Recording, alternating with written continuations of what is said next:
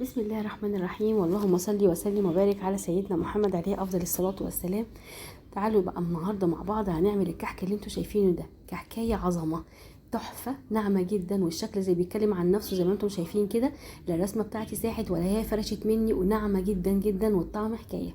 المقادير سهله جدا. 550 جرام من السمنه. انا جايبه سمنه خليط وجايبه سمنه بلدي، كوبايه ومعلقه من كل حاجه، كوبايه ومعلقه.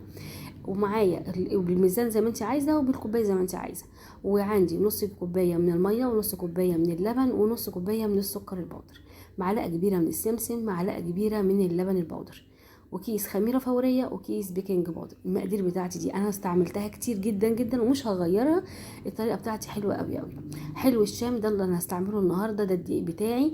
هو مستخرج 72% وحلو جدا لكل المخبوزات. يعني انا هستعمله لكل حاجه ان شاء الله السنه دي. هو جميل جدا وانا مجرباه. دلوقتي هبدا احط معاكم المواد الجافه كلها. حطيت السمسم، حطيت الخميره، حطيت معلقه بتاعه ريحه الكحك، وكيس الخميره الفوريه حطيته، كيس البيكنج باودر برضو. هنزل بالسكر البودر واللبن البودر، كل ده انا هنزل بكل الحاجات الجافه، بس هنزل واقلب بحيث ان انا الخامات اللي انا حطاها دي كلها تتقلب في قلب بعضها، ما تبقاش موجوده في مكان ومكان، لا. دي النص كوبايه من السكر البودر،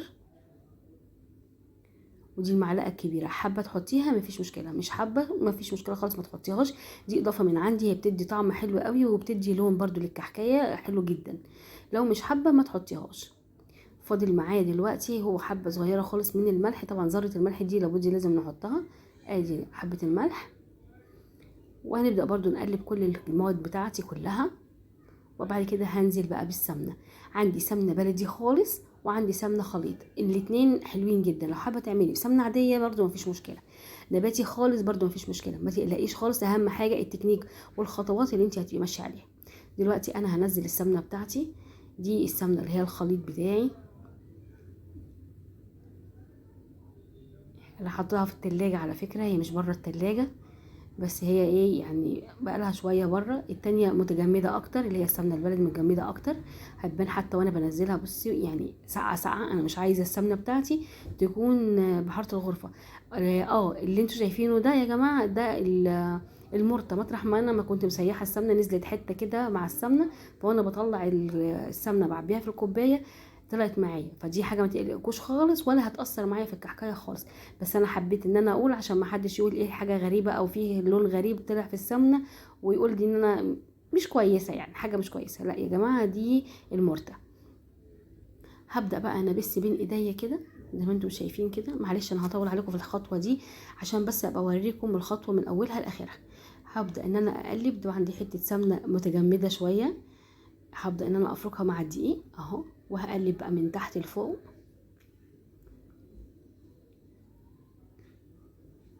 كل ما هتيجي تحت ايدي حته سمنه تكون جامده، هبدا ان انا ادوس عليها بايديا كده، اسيحها بس مش اكتر.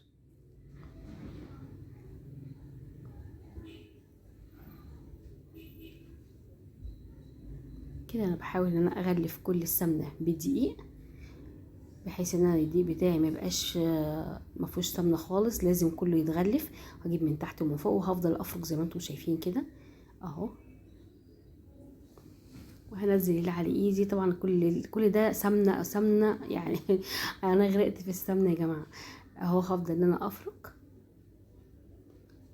فرك بقى زي ما انت شايفه كده. اوعي تفكري انك انت تعجنيها عجن، يعني بصي افركيها ما بين ايديكي وبعد كده تنزلي عليها بالبس. اول ما تلاقي ان الدقيق بتاعك خلاص اتغلف بالسمنه، ابدأي بقى تبسيه.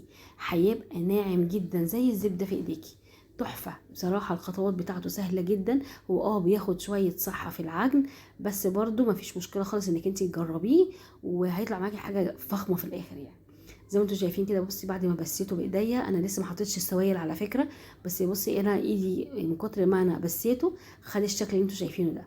هبدا انزل نص كوبايه اللبن وهدغدغ العجين. بصوا انا مش هعجن، اوعي تعجني. خلاص حطينا السوائل، اوعي تعجني. هنبدا ان احنا نقلب بس لحد ما السوائل تروح.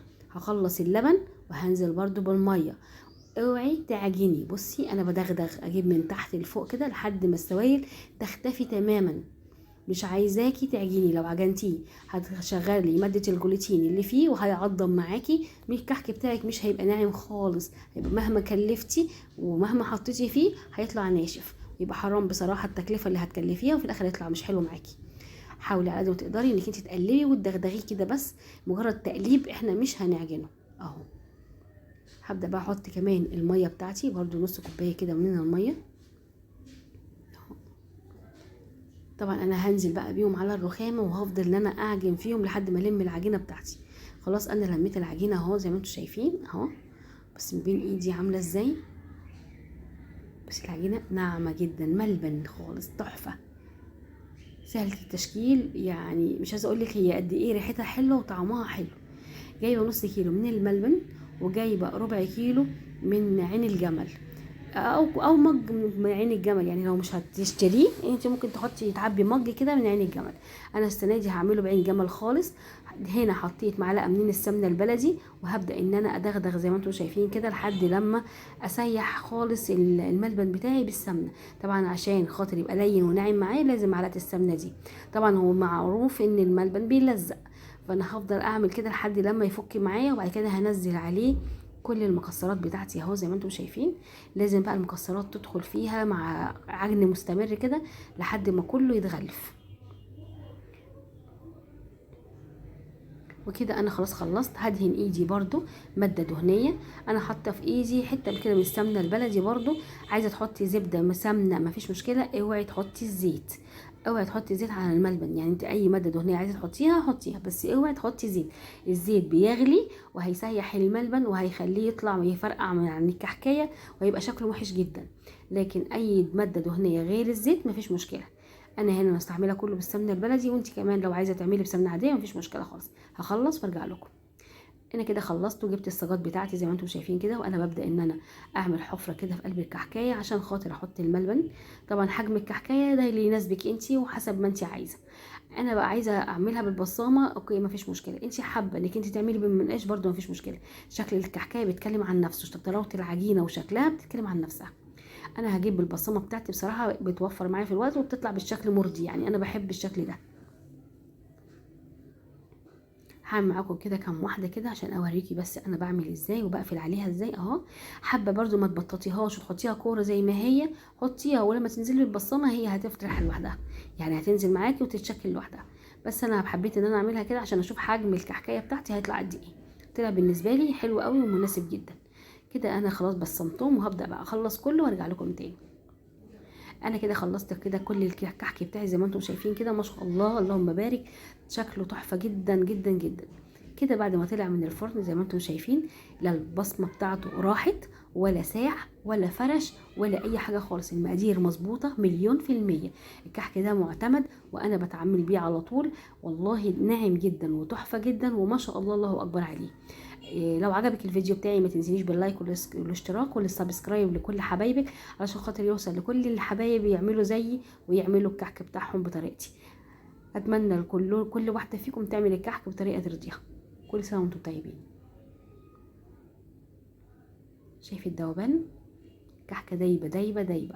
بصي من جوه المكسرات عامله ازاي، مستوي من بره ومن جوه، بألف هنا.